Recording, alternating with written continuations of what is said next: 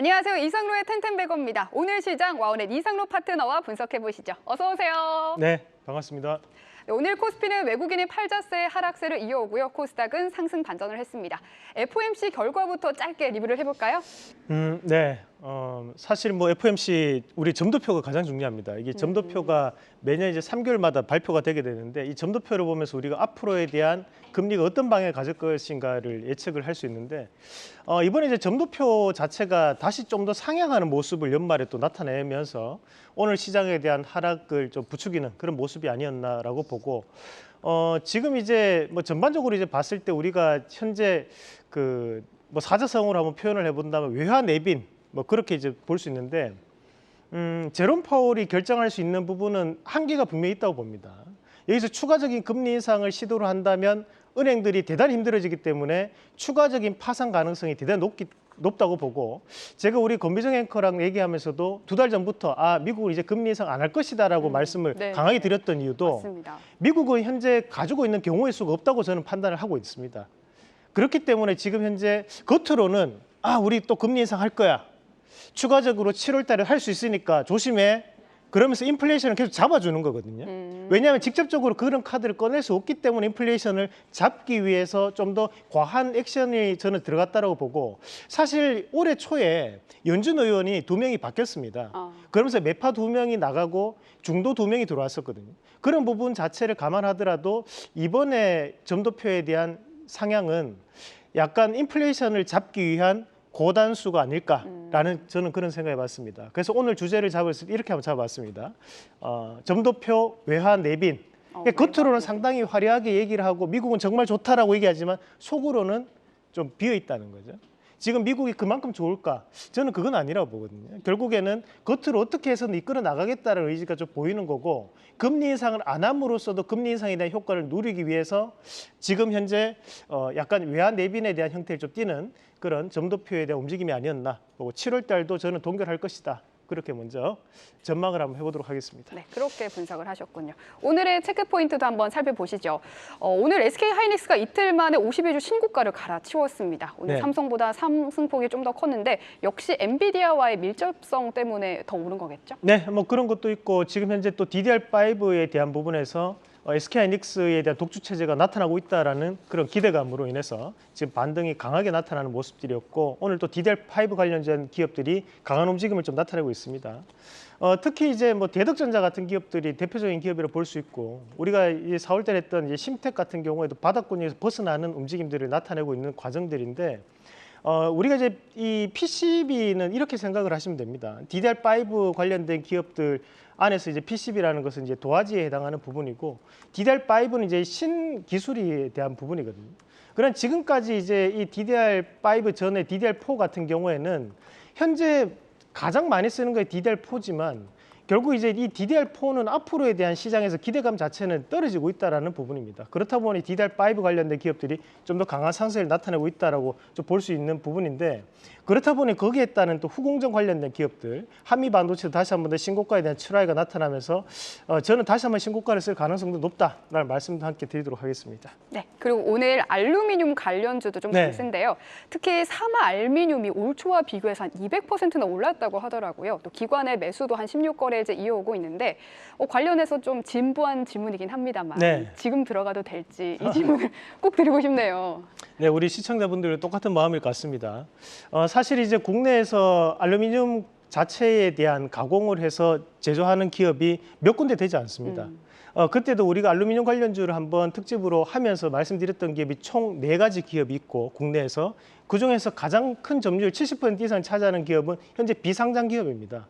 그러니까 나머지 부분은 자체에서 이제 삼알루미늄이라든지 롯데알루미늄이라든지 조일알루미늄이나 또는 동원 시스템즈 같은 기업들이 발생할 수 있는데 삼알루미늄이 이제 작년으로 따져서 작년 10월 달부터 따져서 보면 한 400% 정도가 지금 상승을 했습니다. 저는 이제 삼알루미늄 추가적인 상승이 가능할 것이라고 봅니다. 결국에는 탄소 중립 정책에 대한 부분 자체가 현재 반영되고 있고 추가적으로 우리가 본다면 이 알루미늄이라는 것이 또 경량화에 대해 또 대표적인 부분이기도 합니다. 그럼 앞으로에 대한 전기차 시장이 확대될수록 수요는 늘어날 수밖에 없다는 부분에서 지금 현재 방점을 찍고 있는 과정이라 보는데 다만 삼알루미늄을 지금 사가지고 우리가 따블을 보겠다라고 생각하는 것이 좀 어렵다는 거죠. 그래서 트레이딩 관점에서에 대한 접근은 가능하되 대신에 가격적인 부분을 본다면 추가적인 상승 가능성이 좀 제한적일 수 있다. 다만 트레이딩으로만 접근해보자는 말씀 드리도록 하겠습니다. 네, 그리고 마지막 체크 포인트는 소금 관련주입니다. 오늘은 특히 보라티아를 중심으로 올라가고 있는데요. 사실 며칠 전에도 저희 한 달 전 원픽이기도 해서 네. 며칠 전에도 AS를 했는데 그때는 조금 더 가져가 보자라는 말씀을 하셨거든요. 그 이후로 또 상승세가 나오기도 했고요. 하지만 이제는 좀 팔아야 되지 않을까 좀 불안한 마음이 듭니다. 네, 사실 이제 이 보라티알 같은 경우에도 뭐 가격적인 부분만 보면 지금 현재 2배 가까이 네. 가격이 올라왔습니다. 저희가 이제 추천드릴 때가 11,000원 밴드였고 오늘 이제 22,450원까지 갔으니까 뭐 단기간에 뭐 엄청난 상승을 기록했고 뭐 달달이 한 가지 종목씩 100% 이상 또 수익이 나고 있는 과정들인데 그러니까요. 보라티알도 지금 현재 천일염 관련된 부분 자체가 부각되면서 지금 상승 과정들이 나타나고 있고 뭐 지금 실질적으로 소금 가격이 지금 상승을 했기 때문에 그에 따른 반영이라고 봅니다. 지금 현재 시장은 후쿠시마 오염수가 사실상 방류될 것이라는 부분 자체에 베팅을 하고 있는 과정들을 보는데 대신 이 주식이라는 것은 항상 단기적으로 급등을 하고 나면 조정폭도 그만큼 나타나기 마련이라고 봅니다. 그런 과정에서 현재 구간에서 신규적으로 진입하시는 것은 저는 조금 부정적으로 말씀 좀 드리고 싶고 대신 현재는 이제 보유자의 영역이기 때문에 추후에 제가 또 이런 뭐 후쿠시마 오염수 관련된 기업이 있으면 말씀을 드리는 방안으로 정리를 하고 대신에 현재 보유하고 계신 분들은 일부는 차익 실현을 하시고 나머지 물량은 조금 더 극대화시키는 방안으로 가져가 보시면 어떨까 그렇게 말씀드리겠습니다. 네, 보라티알 매매 전략까지 살펴봤습니다. 오늘은 PCR 관련주를 들고 오셨다고 하셨는데요. 저희가 PCB 관련해서 꽤 많이 다뤘잖아요. 원픽 또한 3종목 정도 나온 걸로 아는데 마진율이 낮아서 주도주는 될 수 없지만 뒤에서는 꾸준하게 상승세가 이어오고 있는 것 같습니다. 사실 이제 우리가 이렇게 생각하시면 됩니다. 이 PCB라는 것이 도화지입니다. 도화지. 우리가 미술 학생이 늘었다고 했을 때 사실 물감 같은 경우에는 빌려 쓰면 되거든요. 옆에 친구 거 빌려 쓰거나 또는 이제 우리가 스케치할 때도 연필 같은 것도 친구 거 잠깐 빌려가지고 쓰고 나면 되죠. 하지만 도화지는 어떻습니까? 도화지는 한 명당 한 개가 무조건 있어야 됩니다. 도화지가 근데 비싸지는 않아요. 도화지가 제일 쌉니다. 그 말은 뭐냐면 우리가 전장 부품에 대한 수요가 늘어나고 있고 DDR5에 대한 수요도 늘어나고 있는 상황이라면 당연히 PCB에 대한 주문량부터 늘어나게 됩니다. 그렇기 때문에 현재 시장에서 PCB 관련된 기업들이 강하게 상승하고 있고 저희가 PCB만 한 4번 정도 했던 것 같습니다. 그러면서 그에 따른 관련된 기업들도 강한 움직임들을 나타내고 있는데 자, 몇 가지 한번 같이 보도록 하겠습니다. 우선은 이제 이 자동차 관련된 부분 자체에서 이 코리아 서키트가 대단히 중요한 기업입니다. 사실 자회사가 테라닉스라는 회사가 100% 전장 PCB가 들어가는 기업이 있습니다. 대신 우리가 이제 했던 것이 현우산업과 아비코전자가 둘 다 이제 급등 양상을 좀 보여주었고 뭐 아비코전자는 현재도 신고가를 가고 있는 모습들이었고 자 그리고 반도체 관련된 부분 자체가 이제 앞서 봤던 이 DDR5 관련된 이슈가 지금 나타나고 있는 과정이라고 볼 수 있겠고요. 자 다음 그림도 한번 같이 보도록 하겠습니다. 다음 그림 보시면 이제 스마트폰 PCB 관련주는 지금 현재 가장 약한 모습들을 좀 나타냅니다. 결국에 낙폭과대밖에 안 되기 때문에 PCB 관련주를 하나 선택을 하실 것 같으면 저는 스마트폰을 좀 제외하고 다른 쪽으로 PCB를 좀 보는 것이 좋다는 말씀도 함께 드리겠고 자 기타 부품도 좀 더 눈여겨보시는 전략으로 말씀을 드리도록 하겠습니다. 네, 오늘의 원픽 공개해 주시죠. 자, 뭐 오늘 여기 안에서도 제가 오늘은 고민을 정말 많이 했던 것이 네. 여기 오늘 방송용으로 적합한 종목을 해야 될 것이냐 아니면 가격은 조금 벗어나더라도 대장주를 해야 될 것이냐 그것 때문에 제가 고민을 정말 많이 했었는데 결국에 우리가 텐텐베거지 않습니까? 지금 물론 텐텐베거까지는 아니더라도 더블베거 정도는 종목이 매달마다 나오기 때문에 그래서 여기서 하면 한 2배 정도는 생각하고 해보자 해서 대장주를 한번 골라봤습니다. TLB라는 기업인데 TLB는 사실 제가 타 방송에서도 많이 말씀을 드렸던 기업이기도 합니다. 그래서 고민을 많이 했던 거고 이 TLB 같은 경우에는 DDR5 인쇄로 기판에 대한 수요가 증가하면서 그에 따른 부분 자체에서 납품이 지금 증가하고 있는 과정들인데 여기서 우리가 눈여겨봐야 되는 것이 밑에 보시면 이제 고부가 가치군이라는 글씨가 보입니다. 자, 이 고부가 가치군이라는 글씨가 가장 중요한 부분을 보시면 되는데 우리가 이제 적층 PCB라고 합니다. 그리고 이제 DDR5용 PCB 자체에서도 지금 수요가 늘어나고 있는 과정들이 다른 여타의 일반적인 PCB보다는 단가가 좀 더 비쌉니다.